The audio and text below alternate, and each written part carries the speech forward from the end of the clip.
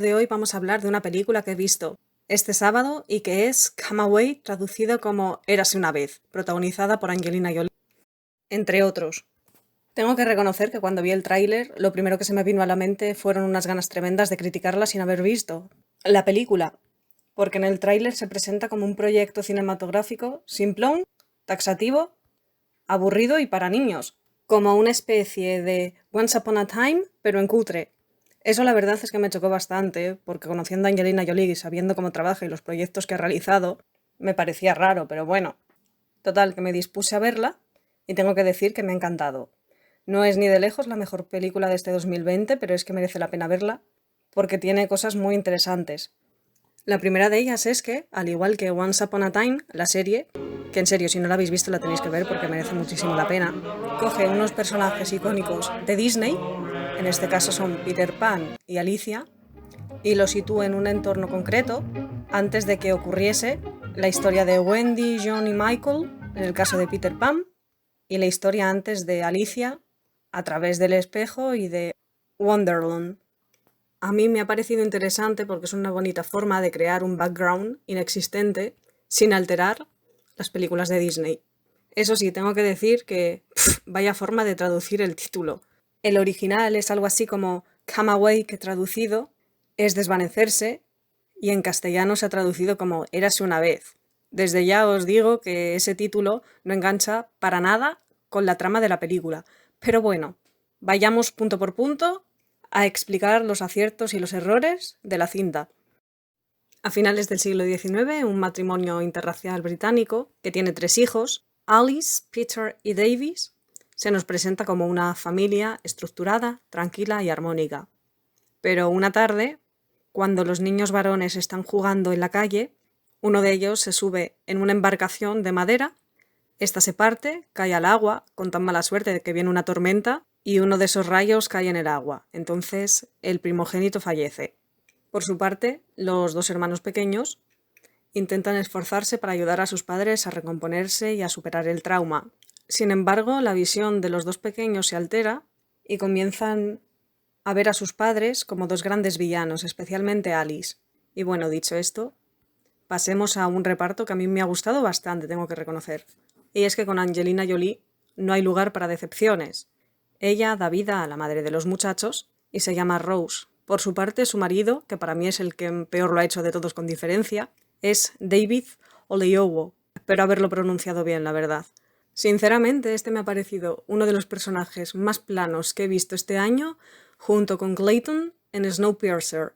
Me parece que tiene el mismo carisma que un zapato roto. Por su parte, los niños han estado espectaculares y han conseguido aportar ese elemento mágico a un dramón como es este, porque no deja de ser una película de fantasía con un trasfondo traumático que muestra el dolor de una familia que ha perdido a uno de los integrantes de la misma. Y bueno, la niña, Alice, es interpretada por Kira Chonsa, Peter por John Agness y Davis, que es el mayor, el que falleció, por Rhys Yates. También tengo que decir que me ha gustado bastante el cameo que ha realizado en 2 entradas esperadas Michael Caine. Y bueno, a pesar de que el padre no me haya gustado nada como ha actuado, tengo que decir que ha habido muy buena compenetración entre los 4 actores y eso claramente ha repercutido en la trama, ya que ha conseguido que se empatice con lo que se está viendo. Tengo que destacar la complicidad que hay entre Angelina Jolie y Kira Chansa, porque están muy bien sincronizadas en los primeros 20 minutos. Y parece que hay una relación madre-hija muy afectiva, algo impensable en una familia del siglo XIX, y menos británica, porque según el arquetipo victoriano, eso de mostrar las emociones como que no estaba demasiado bien visto ni en el núcleo familiar. Pero bueno, que me ha gustado y creo que ha sido un reparto muy acertado. La ambientación ha sido bestial, con un gran rigor histórico con el que yo no contaba, ya que se han medido hasta los detalles más simplones como pueden ser los pomos de la puerta. Y otro aspecto que me ha parecido fundamental es cómo se refleja la lucha de clases entre la aristocracia y una burguesía que consigue salir a flote. Se ha proyectado de una forma muy sinuosa, pero muy acertada. Ahora bien, hay un error garrafal y es que se ha presentado un matrimonio interracial dando a entender que esto era algo totalmente normalizado en la época, pues no se muestra ningún tipo de segregación racial y aparece todo como muy inclusivo. Y esto es un error porque se está obviando un capítulo horroroso en la historia y en los posteriores acontecimientos que se desarrollaron en el siglo XX en aras de favorecer a la población afrodescendiente. Y es que si en Gran Bretaña se abolió la esclavitud en 1833 y la Alice de Carroll fue publicada en 1865, en esos años el Imperio Británico seguía condenando los matrimonios mixtos, por esa noción tan enfermiza que tenían sobre la supremacía anglosajona. Pero para ser justos diré que al menos han reflejado bastante bien que el padre de los muchachos es uno de estos emprendedores que, luchando contra los privilegiados, consigue hacerse respetar, dado que es uno de los artesanos más prestigiosos de la zona.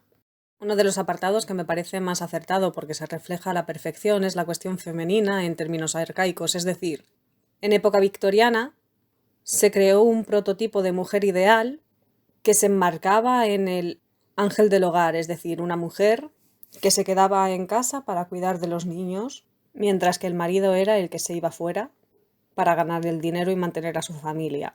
En este sentido, Rose es una madre entregada y revolucionaria en términos de pensamiento. Deja que su hija juegue con sus hermanos sin necesidad de mantenerla segregada y de ascribirle a las tareas asignadas a su sexo, pero, por el contrario, la hermana de Rose, Eleanor, es una reaccionaria y una clasista que no duda en humillar a su cuñado por proceder de un estrato social inferior al suyo, al igual que a su sobrino, a quien increpa por morderse las uñas porque eso era sinónimo de pertenecer a una clase social inferior. Del mismo modo, es interesante ver que después de que el primogénito de la familia muriese ahogado y electrocutado por el rayo, es Rose la que decide confeccionar su propia ropa ya fuera tiñéndola de negro por cuestiones de luto, en lugar de dejar esas tareas al servicio. También es interesante ver cómo pone en tela de juicio ese arquetipo del ángel del hogar cuando comienza a beber sin disimularlo, para poder sobrellevar su dolor por la muerte de su hijo. Esto es algo totalmente impensable. En este sentido también juegan con el padre de los muchachos e invierten los roles establecidos, ya que él no tiene ningún inconveniente en ponerse a llorar delante de sus hijos y a llorar en general. Esto que parece algo súper obvio, como pueden ser mostrar tus emociones, estaba muy mal visto hasta hace unos pocos años y aún sigue habiendo esa sombra de ese estereotipo estúpido colgado de este eslogan que viene a decir que los hombres de verdad no lloran, porque se supone que de eso se encargan las mujeres. Estos micromachismos siguen haciendo muchísimo daño actualmente. ¿Vale? Vale. Otra de las cosas que me ha sorprendido es que yo me esperaba que esta película fuera de fantasía y especialmente focalizada para entretener a un público infantil, pero me he dado cuenta de que no. Y es que tiene un 80% de drama, ya que cuando muere Davis, Rose comienza a beber a escondidas, se la ve en una situación súper vulnerable, de hecho su marido la encuentra borrachísima, a punto de perder la conciencia. De hecho empieza a adoptar un carácter súper huraño, empieza a odiar a todo el mundo, deja de contar historietas a sus hijos por la noche y Jack, su esposo, tiene problemas en su trabajo, vuelve a jugar otra vez a las cartas y al parecer había tenido unos cuantos chanchullos antes por las numerosas deudas que fue acumulando y me gusta por el trasfondo que coge de algo totalmente armónico, lo va transformando en un núcleo totalmente disfuncional. Estos hechos, como caben de esperar, pues traumatizaron a los pequeños y vemos que Peter, aún sin querer crecer, es el único que actúa con un poco de coherencia y adopta un rol paternalista. De ahí que Peter Pan, aun siendo un antihéroe, quiera proteger a los niños perdidos, mientras que Alice comienza a tener miedo a su madre y de ahí que transforme la visión que tenía de ella como un ser totalmente armónico a una persona totalmente autoritaria. De ahí que Rose pase a simbolizar algo totalmente dulce y tierno a un ser despreciable y autoritario como fue la Reina de Corazones, y que más tarde se dé cuenta de que eso forma parte de su percepción y que comience a ver a su tía, una de las grandes villanas de la cinta, por cierto, como la Reina Roja de Alicia a través del espejo. Y bueno, realmente la iconografía reflejada con los relojes, el mismo cocodrilo, ese mundo que crean los pequeños basados en magia para sobreponerse a algo totalmente traumático es muy interesante, y es que consiguen hilar muy bien el hilo conductor histórico Las dos historias que nos han llegado a la actualidad gracias a las producciones cinematográficas realizadas por Disney, y es que ese cocodrilo que tanto odia el Capitán Garfio no es más que un trofeo que tenía colgado en la sala de estar el tío de los muchachos. Y una cosa que me ha encantado es que aparece el abuelo con un sombrero muy extravagante que a simple vista parece un sombrero vudú y que podría representar perfectamente al sombrerero loco. Después es súper interesante cómo enfocan a este personaje que, aún estando totalmente loco, está lo suficientemente cuerdo como para regalar un reloj a su hijo que realmente irá pasando de generación a generación. Ese reloj es el que le pone Peter a uno de los conejitos de su hermana en una fiesta del té.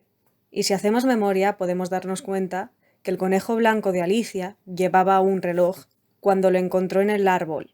Y, además, el tío de los muchachos, que no es más que el Capitán Garfio, también llevaba un reloj de bolsillo, y eso se ve perfectamente en la película de dibujos animados.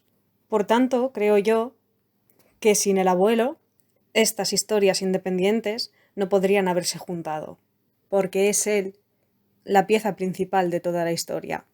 Y bueno, me ha parecido preciosa la escena final en la que Alice se convierte en la madre de Wendy, John y Michael, y es la que los transmite las historias antes de dormir, al igual que hizo su madre con ella y con sus hermanos. Y bueno, aún con todo, a pesar de las luces y de las sombras que he expuesto, quiero decir que merece totalmente la pena verla porque no es una readaptación, va más allá de esta moda horrenda de los remakes y de los live action que solo quieren engordar su bolsillo con un producto que es susceptible a ello. Es, por otro lado, una cinta que remueve por dentro porque muestra cómo una familia puede separarse tras una tragedia, pero también puede unirse si se trabaja en ello. Recomiendo verla encarecidamente porque me ha dejado con un gran sabor de boca. Y bueno, hasta aquí el vídeo de hoy. Y ya sabéis, sustancias psicotrópicas sí, tilas no. Adiós, queridos.